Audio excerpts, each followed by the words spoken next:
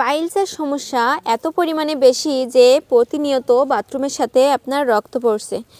তাহলে আজকের ভিডিওটা আপনার জন্য। আমার হাতে যে গাছটি দেখতে পাচ্ছেন, এই গাছটির নাম বাংলায় দীপ্তরুচি বলা হয়, ইংরেজিতে পেপেরিয়াম বলা হয়।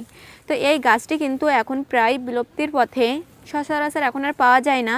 তো এটা কিন্তু সাধারণত স্যাঁতসেঁতে জায়গায় কিংবা ভিজা জায়গায় হয়ে থাকে। তো এই গাছটি কিন্তু কিছু কিছু এলাকায় জনপ্রিয় একটি শাক। এর ডগাটা কিন্তু অনেক নরম এবং সব গাছের তুলনায় এর ডগাটা কিন্তু অনেক সফট। এই যে দেখেন, আর এই ডগা কিন্তু আপনারা রান্না করে কিংবা ভাজি করেও খেতে পারেন।